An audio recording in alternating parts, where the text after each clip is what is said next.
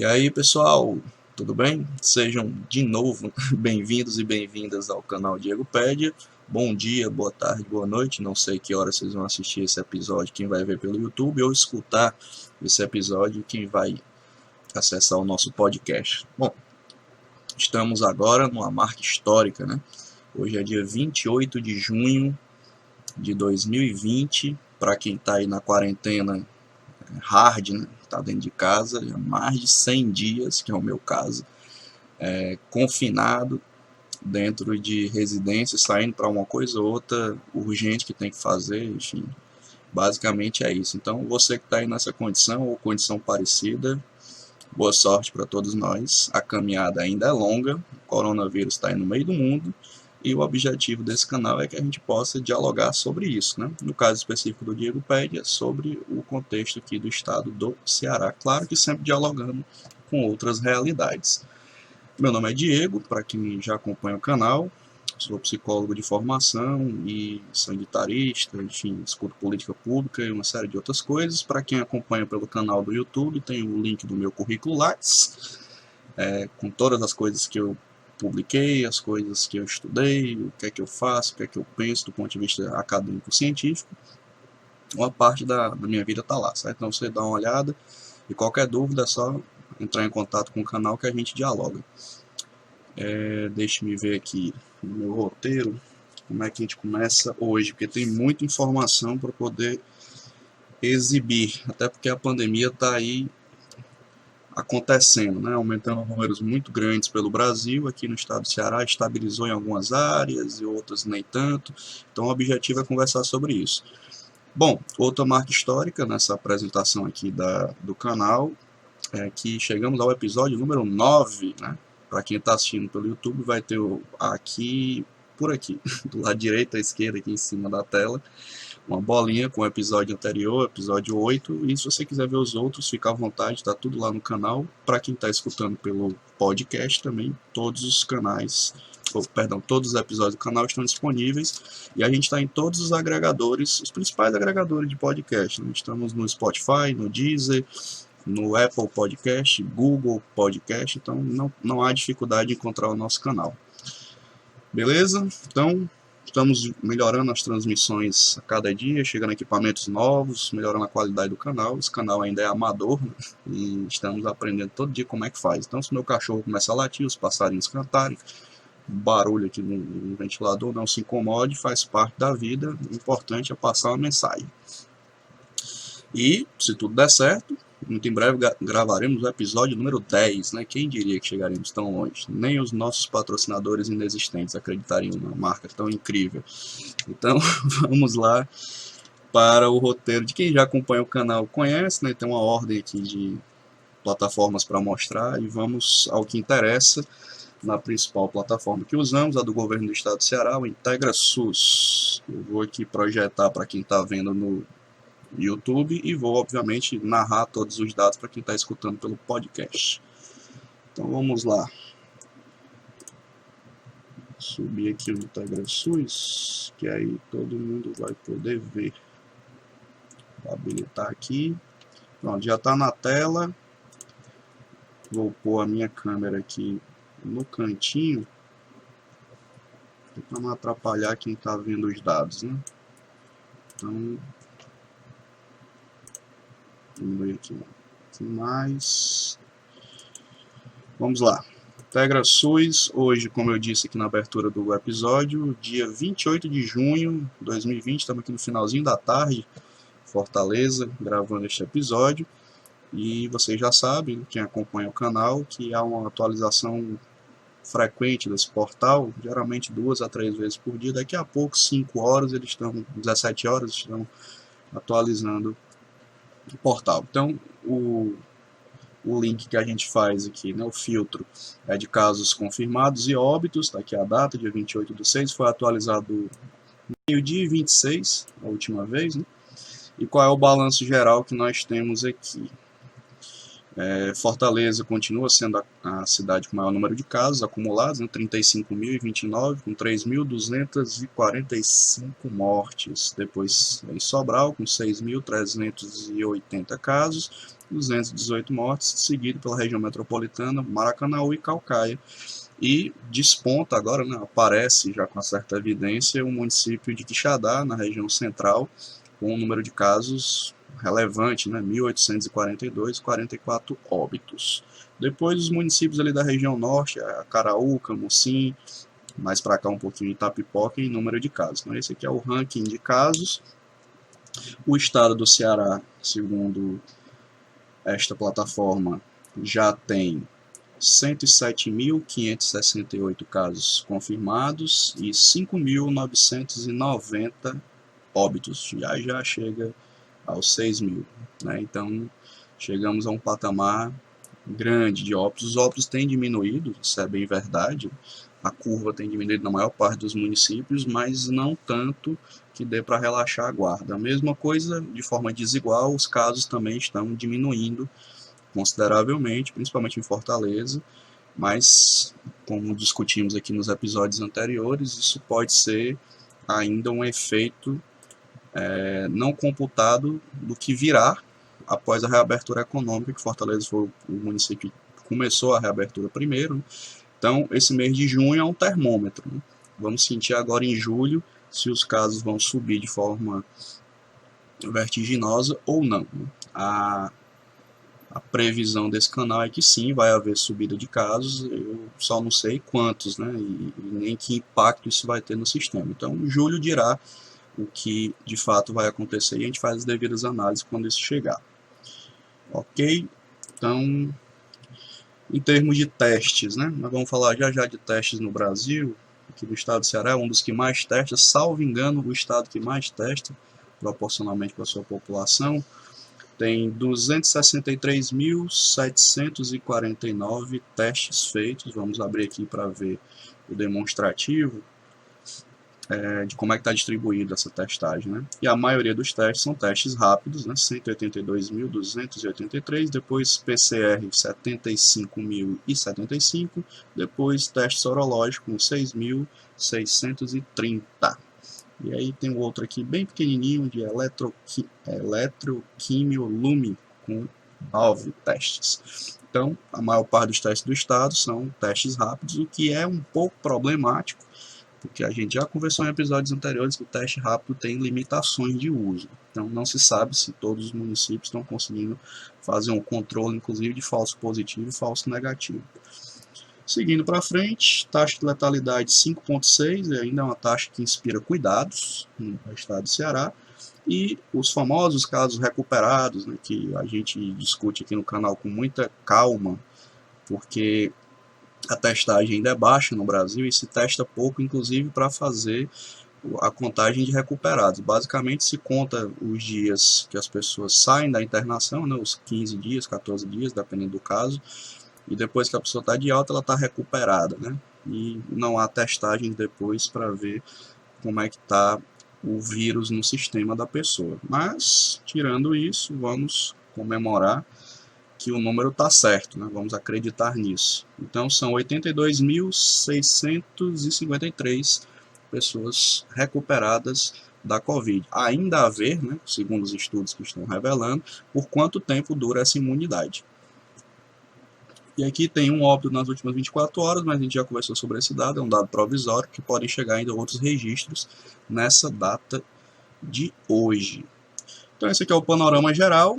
Vamos agora para os outros indicadores, para que a gente possa dar uma passeada aí nos números, né?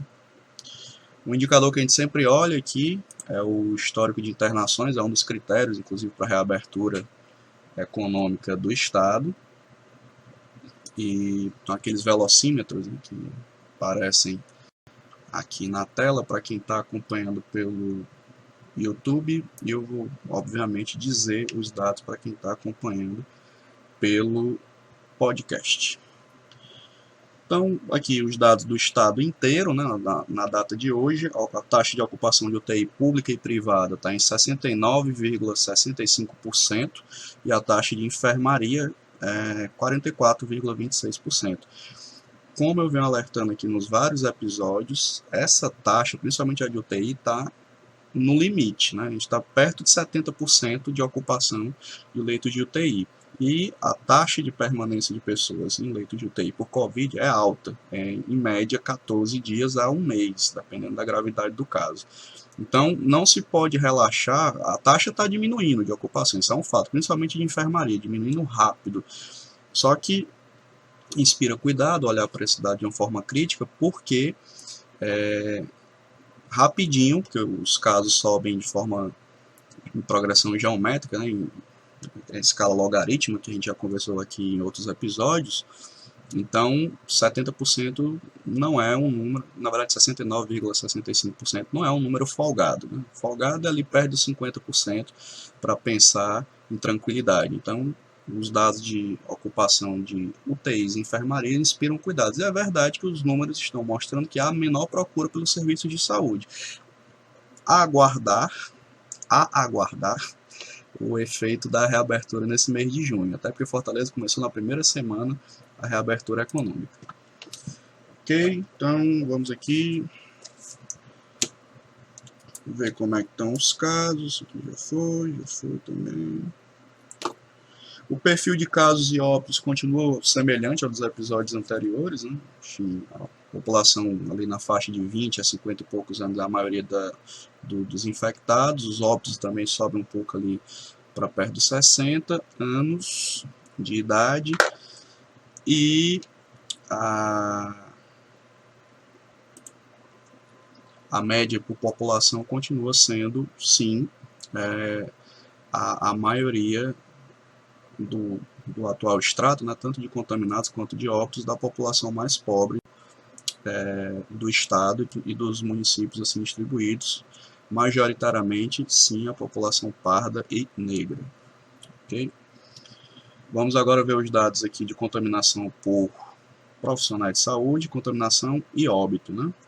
Aqui do estado inteiro, o município que tem o maior número de profissionais atingidos é Fortaleza, com 6.376 casos e 11 óbitos. Depois vem Sobral, na mesma linha dos casos regulares, né, dos usuários, dos pacientes, também tem seguido os profissionais. Sobral, 555 casos de contaminados, ainda nenhum óbito. Depois vem Caucaia, com 538 profissionais infectados. Depois Maracanaú, com 189 e um óbito.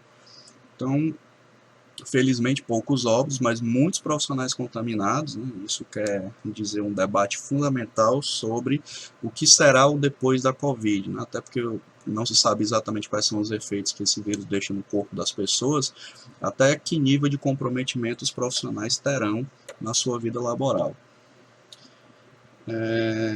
No total, né, são 11.564 profissionais infectados. O Brasil também lidera a quantidade de profissionais infectados, muito também pelo atraso da entrega de EPIs no começo da pandemia, e isso também acontece ainda hoje em alguns municípios. No total, são 26 óbitos de profissionais de saúde, uma taxa de 0,2 e aproximadamente aqui 10.819 profissionais recuperados. A gente sempre mostra aqui em todos os episódios o ranking das profissões, né? Continua mais ou menos a mesma coisa dos episódios anteriores com relação a casos confirmados, né? Continua sendo técnicos auxiliares de enfermagem, depois enfermeiros, depois médicos, e aí depois saem as outras profissões aqui. O que mudou do episódio passado para cá foi que os médicos se igualaram aos técnicos e auxiliares de enfermagem no número de mortos, né? Depois vem enfermeiros em terceiro lugar, depois condutores de ambulância e por aí vai com as demais profissões, certo? Com 8 casos para médicos e 8 casos para técnicos auxiliares de enfermagem. O perfil de óbitos continua semelhante ao da vez passada e de infectados também, majoritariamente feminino, né? As mulheres, pessoas do sexo feminino são as mais contaminadas. No perfil aqui aparecente desta plataforma. Então, aqui já foi. vamos para o outro indicador, para poder conversar aqui. Vamos passar a olhar a partir do episódio de hoje, essa aba aqui chamada Análise da Flexibilização, até para poder dialogar com outros dados, que são os dados oficiais do governo do estado. A gente vê aqui como é que está, segundo os dados oficiais, a percepção do impacto da flexibilização na reinfecção de pessoas ou não. Está carregando aqui para quem está assistindo pelo YouTube e eu vou dizer os dados. Obviamente para quem está ouvindo pelo podcast. Carregou, óbvio que eu não vou dizer todos os dados, são muitos dados, o episódio já fica maior do que ele tem sido, né? Então, vamos lá. O que é que esses dados aqui querem dizer? É possível ver que nos últimos 15 dias a quantidade de casos de pessoas infectadas tem caído consideravelmente, com algumas oscilações para mais ou para menos, entre o dia 14 de junho e agora o dia 27. Então, se você poder ver aqui, ó, iniciou lá com 1.099 diários, né? E hoje está aqui na casa de 141 casos. Então, está uma média interessante. Já os óbitos não caíram tanto assim. Tem caído, mas não na mesma velocidade que os casos confirmados, né, têm caído. Então, isso é um dado interessante que inspira cuidados para poder ver os processos de abertura com a devida calma. As demais curvas aqui também demonstram, por semana epidemiológica, o decaimento de casos, né, e de óbitos também, numa velocidade menor, mas está caindo.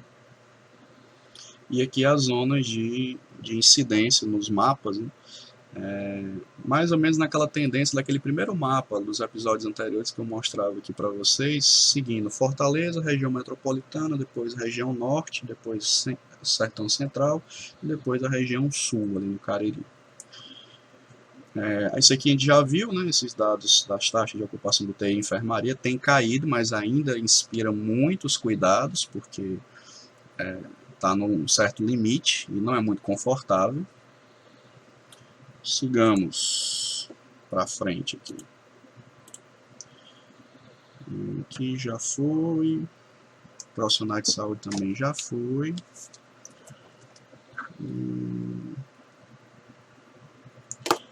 Agora vamos ver o boletim epidemiológico da Secretaria Estadual de Saúde, porque tem uns dados interessantes, né? Fortaleza, acho que hoje ou foi ontem, né, o governador fez um novo decreto, e nesse documento, vou só listar aqui os municípios, né? Alguns municípios do interior estão em lockdown ou isolamento social rígido, da forma que vocês acharem melhor. São eles, né? Juazeiro do Norte, Sobral, Barbalha, Crato, Brejo Santo, Tianguá e Iguatu, porque os casos têm aumentado substancialmente nessas regiões. Inclusive, anunciado já a ampliação de leitos, respiradores chegando da China para reforçar o combate ao coronavírus nesses municípios. E aí o que acontece? No último boletim da Secretaria Estadual, que é o que eu vou projetar agora para quem está vendo no YouTube. Espera aí. Tá aqui esse documento aqui. Isso. Vou subir a câmera e aí a gente vai poder dialogar sobre este documento. Certo? Então, tá aqui o documento. E aí ele diz algumas coisas importantes que nós vamos nos ater a conversar sobre a taxa de transmissão do vírus. É o famoso RT. Vou descer aqui. E tem algumas coisas que não vai interessar para o episódio de hoje, para a gente poder dialogar. Carregando aqui, vamos lá. Pronto, tá aqui. Fala da cadeia de transmissão, né? Então, é exatamente sobre isso daqui, ó. Número de reprodução básica, RO, e o número de reprodução efetiva. Vamos nos ater ao episódio de hoje aqui no número de reprodução efetiva do vírus. E como é que está isso por região aqui no estado do Ceará. Esse dado aqui é do dia, acho que é do dia 25, esse boletim, 25 de junho, né? Vamos lá, como é que está a curva do RT no estado? Ela tem caído, você pode ver aqui, ó, e o que é que isso significa na visão da Secretaria Estadual de Saúde? Que pode significar cadeias de transmissão interrompidas e assim o fim da epidemia em alguns locais. Pode ser também, importante deixar isso claro, atraso na notificação, né? Então nunca podemos deixar de levar isso em consideração, tanto subnotificação quanto os devidos atrasos.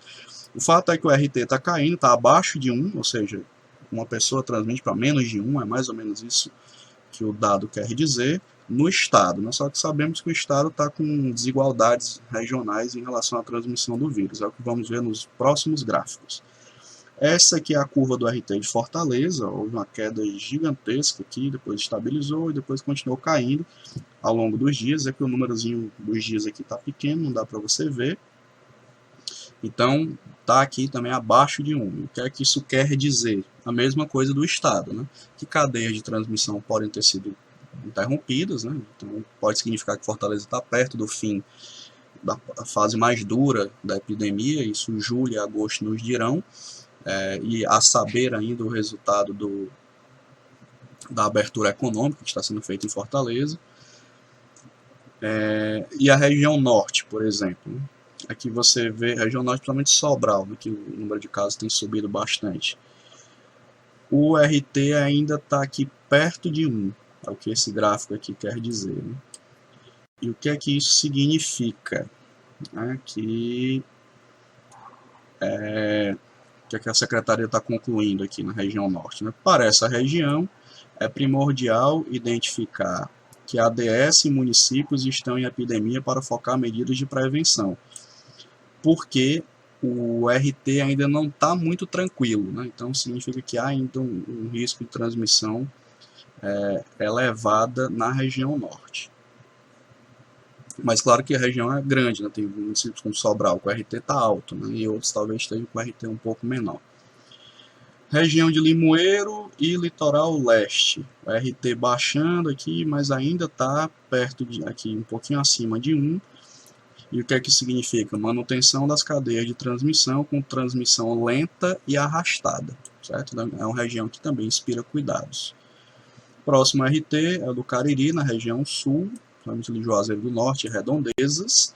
RT também caindo, porém ainda acima, um pouquinho acima de 1 aqui. E o que é que isso significa? Manutenção de cadeia de transmissão, também com transmissão lenta e arrastada, também inspira cuidados.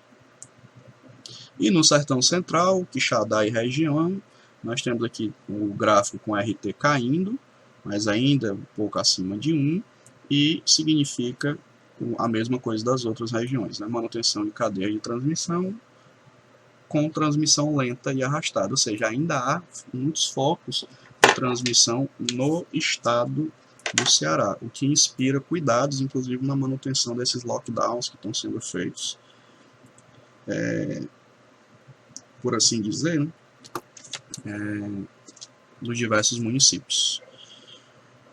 Então esse dado já foi, vamos agora para o próximo dado.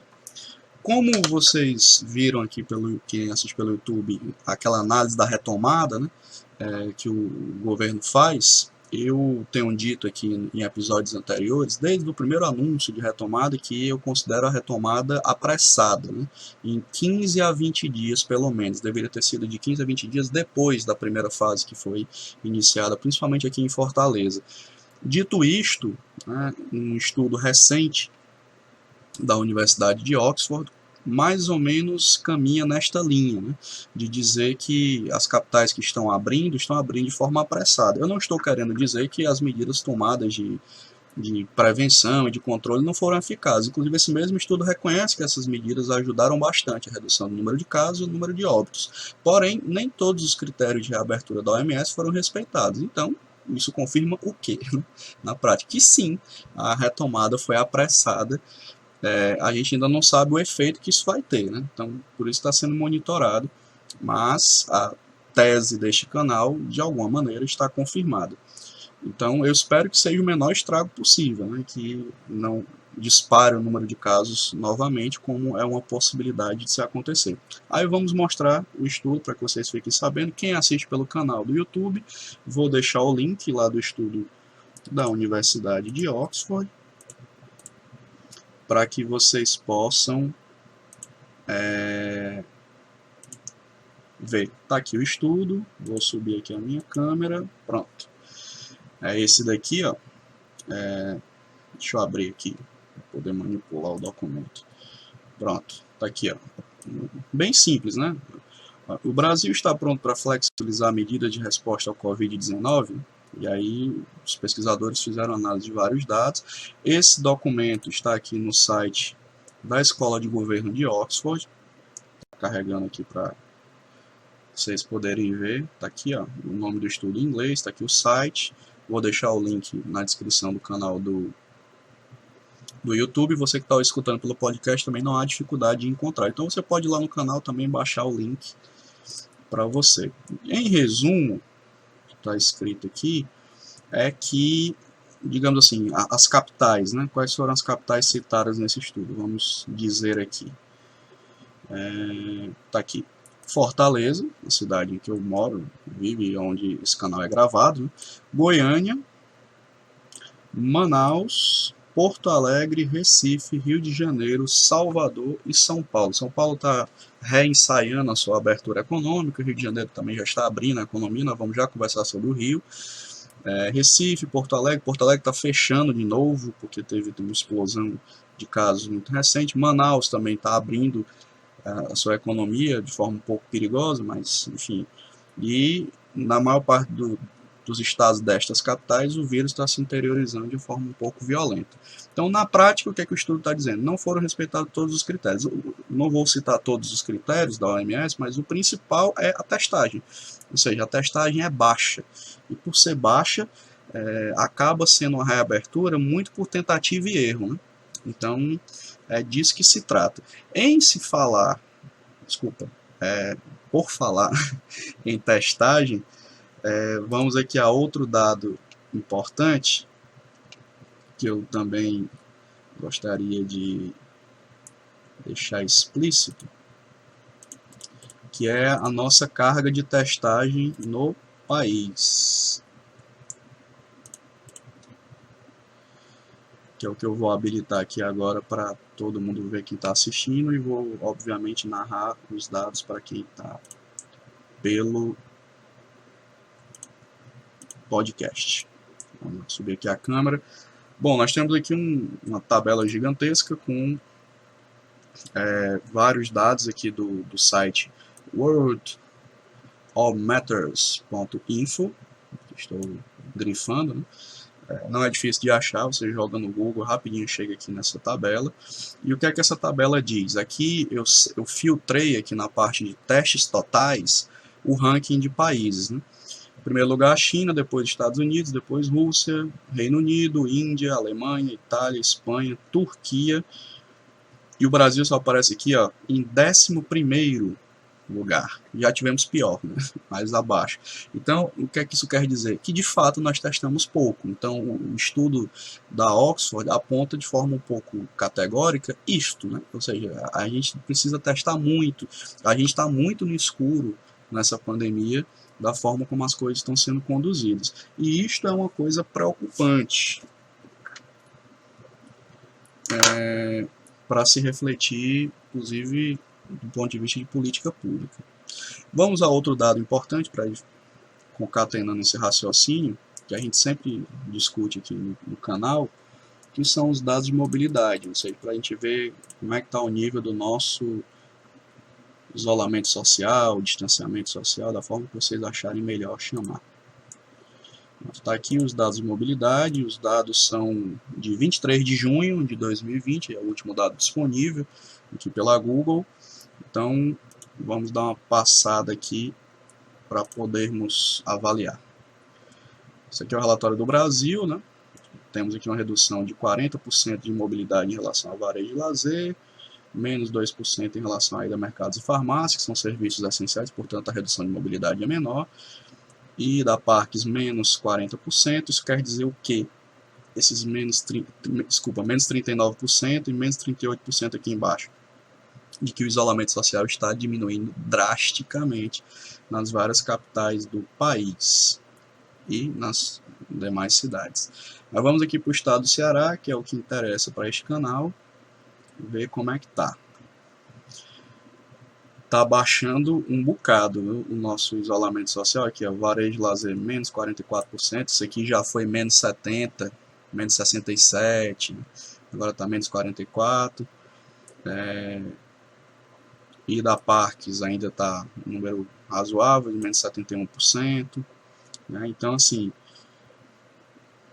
nós estamos perdendo isolamento social, e é até razoável que se perceba esse número, porque fica até difícil para as pessoas entenderem, está liberando o comércio, por que eu tenho que ficar em casa? Né? Então, fica difícil juntar esses dois fatos na cabeça das pessoas, que era um movimento natural que a gente já esperava e disse aqui nos episódios anteriores do canal. Porém, tem outra fase interessante de se analisar, que mesmo com essa reabertura, tem uma ida eufórica no início, a gente até mostrou as aglomerações, elas persistem em algumas capitais, mas depois vai meio que baixando, porque o pessoal tem um certo medo de sair de casa, com razão, por conta da transmissão do vírus. Então, os shoppings já estão relatando que está com um movimento muito baixo, porque de fato não seria possível abrir como se fosse tudo normal.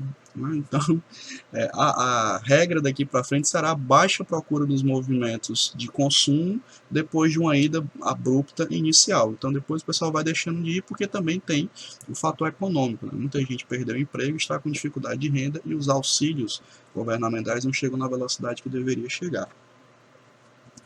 Então, esses são os dados de mobilidade.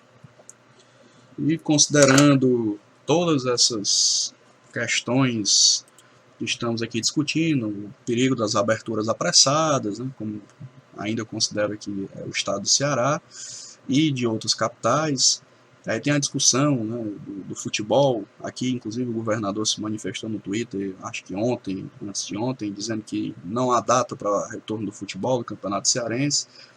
Eu já tenho dito aqui, por razão de coerência, também sou contra o retorno do futebol, porque o futebol tem que vir na última cadeia de liberações, tanto pelo risco que oferece de aglomerar muito fácil, por qualquer razão, seja dentro do estádio ou fora dele, né, para as pessoas comemorarem.